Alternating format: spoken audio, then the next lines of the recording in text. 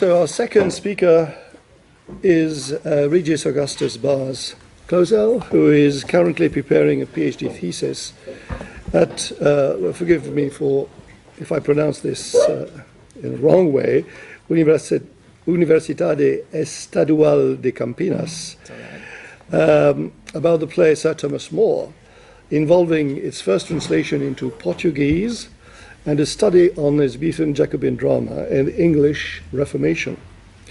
He has recently concluded a one-year period as a visiting research student at the Shakespeare Institute, University of Birmingham.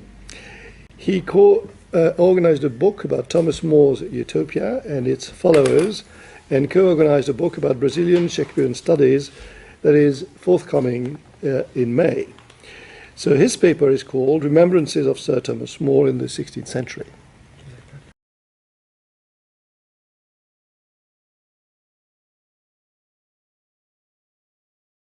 A bit forward. Yeah. I just go a little further in early Jacobin period, but the title fits well in 16th century. Okay. So,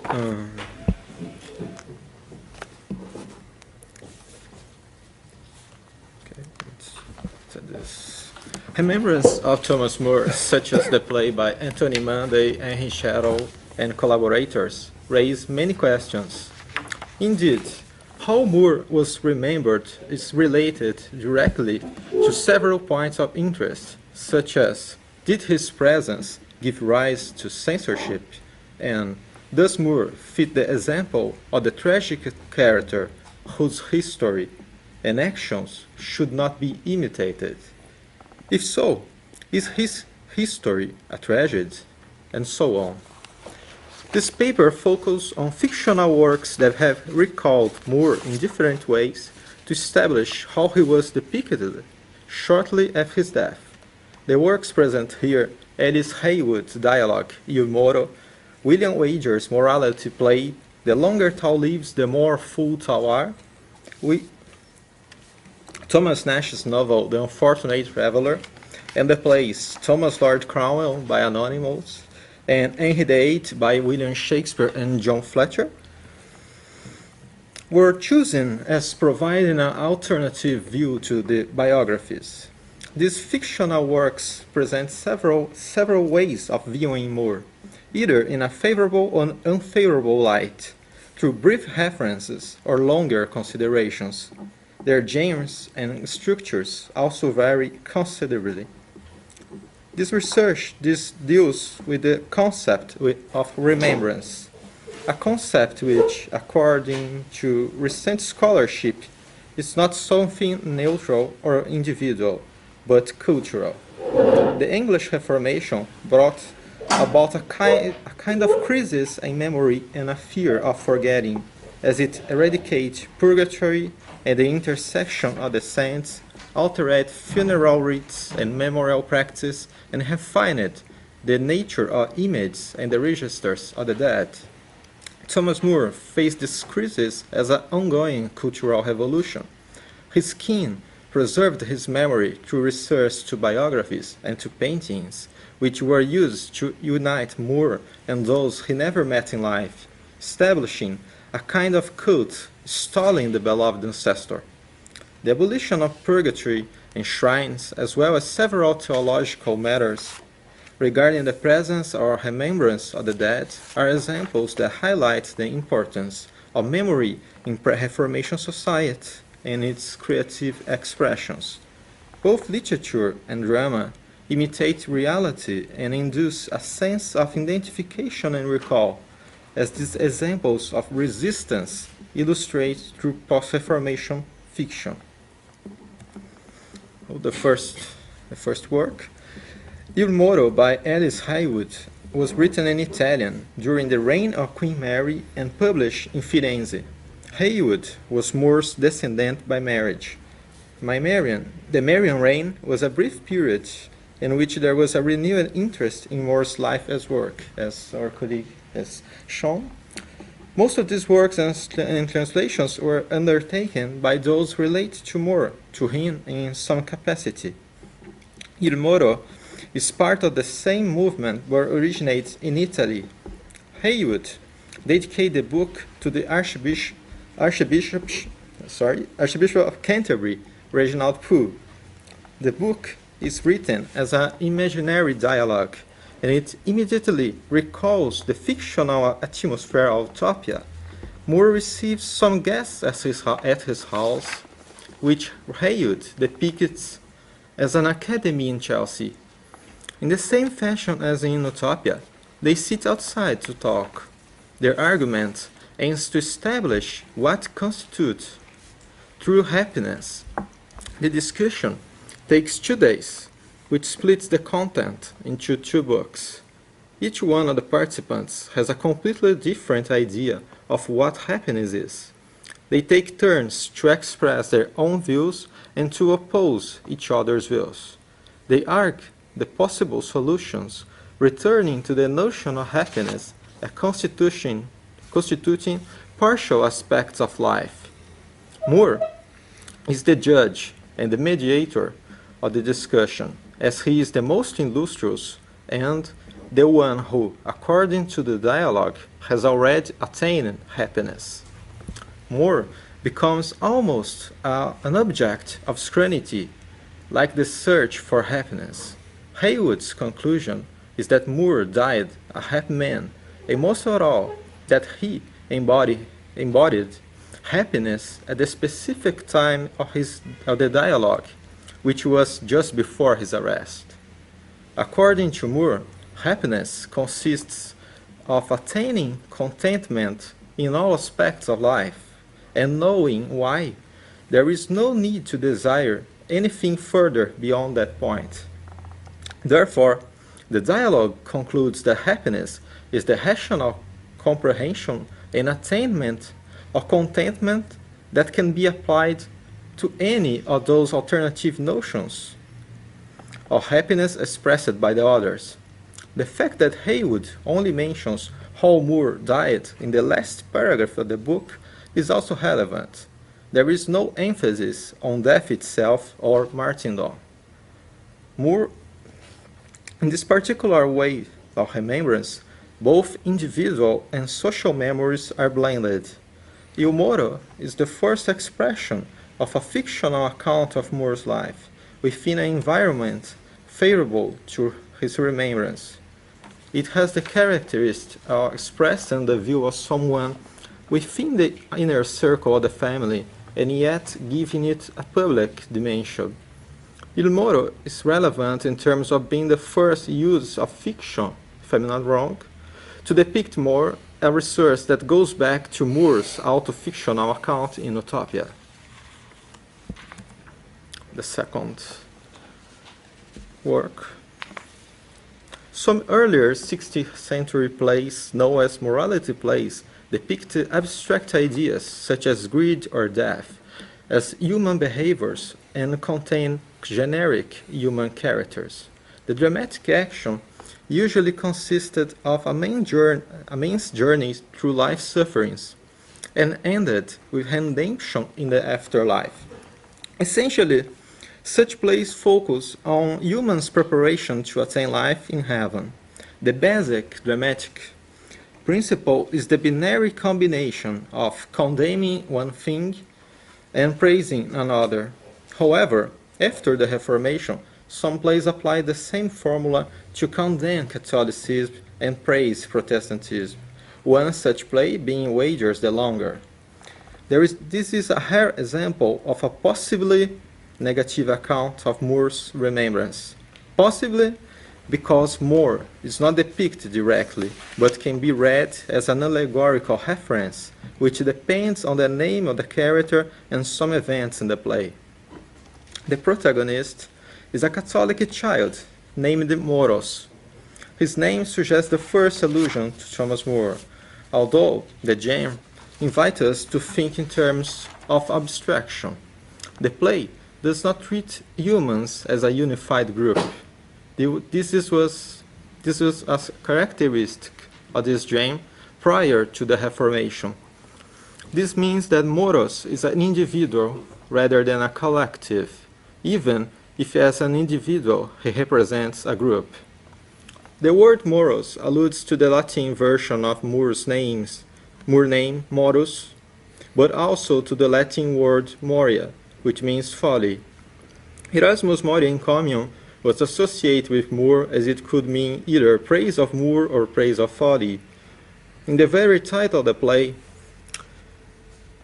the more fool two are, a similar trick may be discerned. Moore and fool are just opposed with each other, and tall, possibly recalling Thomas. The fact that the character is not named fool but Moros is relevant. No other character has proper names in the play. No other character has Latin-based names, for example. Naming is essential in the play. All the characters related to Moros have proper names, the vices have two names, and the virtues, nicknames. Wagers draws his protagonist with reference both to general ideas of a corrupt character and to personal histories that he may have heard or read about. The change in spelling between morus and moros could make the transition from the personal to the general more coherent for his audience. The play was probably staged by an itinerant company, so they went city through city. As most of the characters I know by two names, this does not seem to be a remote possibility. Regarding the plot, Moros obtains advantage from fortune and does not seem concerned about his ascension. He has received a secular and religious education and learned Greek and Latin, striking a chord, as Moore was extremely connected with religious life and was a humanist. The choice of false names for the vices are called philosophy, prudence, and antiquity, is a noteworthy way of satirizing the humanist character. Moros has a large household with many servants who share the same faith as their master, as did Moore. In his fall from grace, Moros is stripped of his chain, staff, and clothes, and under the noble apparel he wears a fool's clothing, most likely a reference, in the anti-Catholic and satirical atmosphere of the play, to the hair shirt that Moore used to wear beneath his stiff clothes.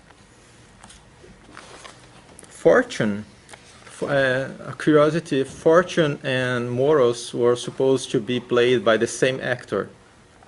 So, Fortune has a specific line that may allude to Moore's works when she says, "I have read of many worlds and seasons, of so sinful a world did I never had read. The verb is to read. The verb to read is relevant as she may be referring to accounts of travels. In this case, Wager is discussing Enchiridion problems. Moore's life and remembrance were certainly amongst these. Naming and plot events are the most remarkable characteristic of his work in the context of the discussion, because the reference is as indirect as it is almost direct." So, reaching 1590s. The Unfortunate Traveler by Thomas Nash deals with the adventures of Jack Wilton, a soldier who traveled around Enchiridion England and Europe, facing many strange situations. Jack's the one who tells the stories about his travels to some friends, a feature that could be the very first link to Moore. Moore himself appears twice during Jack's travels. On the first occasion, Jack is with the Henry Howard, the Earl of Surrey. Midway through their journey in Rotterdam, they meet Moore and Erasmus. Jack relates to the nature of the major works of both Erasmus and Moore, respectively describing the price of folly and utopia in such a way that it seems that both are going to be written after their meeting.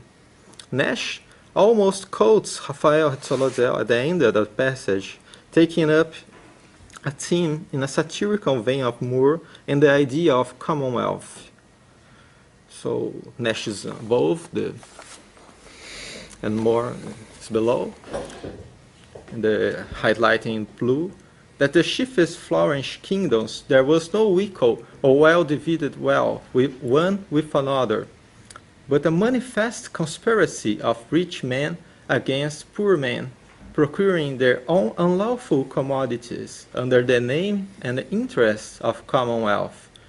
More concluded with himself to lay down a perfect plot of a commonwealth or government, which he would entitle his Utopia. The second mention of Thomas More in Traveller happens not too long after the episode mentioned above, when he is about to meet Emperor Charles V. However, the focus is not on him, but on Cornelius Agrippa, who is a kind of a magician for Charles V. Nash inserts Moore as someone who visits Agrippa. In this episode, the memory of Moore is mediated by tales, first heard by Jack, then told to his readers. Agrippa has Moore see the whole fall of Troy in a dream-like vision. The reader can only wonder why Moore was there and what exactly was going on. Dreams during this period are usually taken as account of future events, which in this case could foretell Moore's own personal fall, or, as in Dr. Faustus by Marlowe, fulfill a scholarly desire to meet these classic characters. Both Faustus and Moore faced their doom later. Among the main passages in Traveller, the figure of Thomas Moore appears as an important feature, enabling a literary function either in the travel-related or satirical literature. Utopia remains a central facet with which Moore is literally and aesthetically associated, and provides a point from which Nash develops his own way of addressing satirical and travel accounts.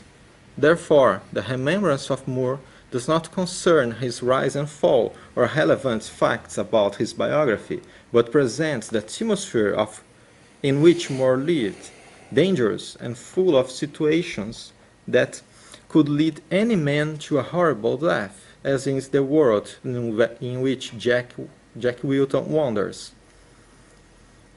Nash's portrait of Moore, however quick and satirical, is significant as a way of recalling his memory, especially at the first mention, without removing him from his own world and connecting it to European history and politics.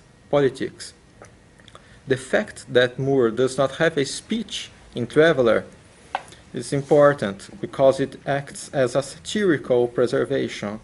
Nash, in other cases, makes very funny characters out of historical figures such as Agrippa, Erasmus, and many others. And when he's talking about Moore, Moore is a mute character which he seems to respect.